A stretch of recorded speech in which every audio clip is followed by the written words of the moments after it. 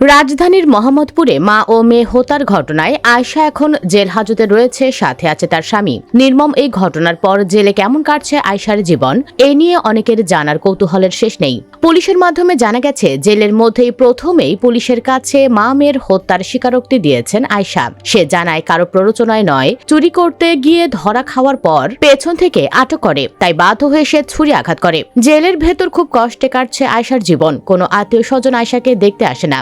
জেলের মধ্যে ঠিকমতো খাবারও জুটছে না আয়শার।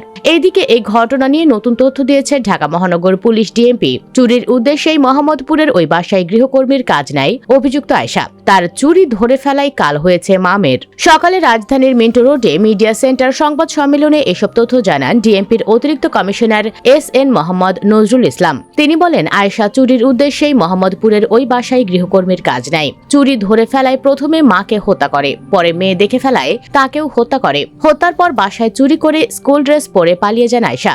গত 8 ডিসেম্বর সকালে শাহজাহান রোডের 14 তলা আবাসিক ভবনের 7ম তলার বাসায় লাইলা আফরোজ ও তার মেয়ে 9ম শ্রেণীর শিক্ষার্থী নাফিসা লাওয়াল বিনতে আজিয়াকে ছুরিকাঘাতে হত্যা করা হয়। ঘটনার পর তথ্য প্রযুক্তির সহায়তা ও গোপন সংবাদের ভিত্তিতে গৃহকর্মী আয়শাকে বুধবার গ্রেপ্তার করে পুলিশ। তিনি নলছিটি এলাকায় তার দাদা শ্বশুরের বাড়িতে আত্মগোপনে ছিলেন।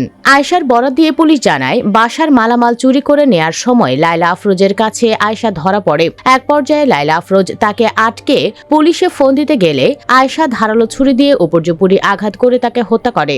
মায়ের চিৎকার শুনে ঘুম থেকে উঠে মেয়ে নাফিসা বিনতে আজিজ দৌড়ে ড্রয়িং রুমে এসে মাকে রক্তাক্ত অবস্থায় দেখতে পায়। ওই সময় গৃহকর্মী তাকেও ধারালো ছুরি দিয়ে উপর্যুপরি আঘাত করে হত্যা করে। এরপর স্কুল ড্রেস পরে পালিয়ে যায়। আয়শার স্বামী রাব্বির বরাতে পুলিশ আরো জানায়, মা মেয়েকে হত্যার উদ্দেশ্য ছিল না আয়শার। স্বর্ণের গয়না ও কিছু মালামাল নিয়ে পালিয়ে যাওয়ার সময় আয়শাকে পেছন থেকে ধরে ফেলেন লাইলা।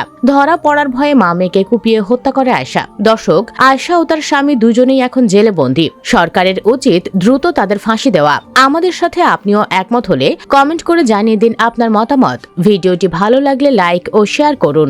আর আমাদের চ্যানেলে নতুন হলে সাবস্ক্রাইব করে সাথে থাকুন। ধন্যবাদ।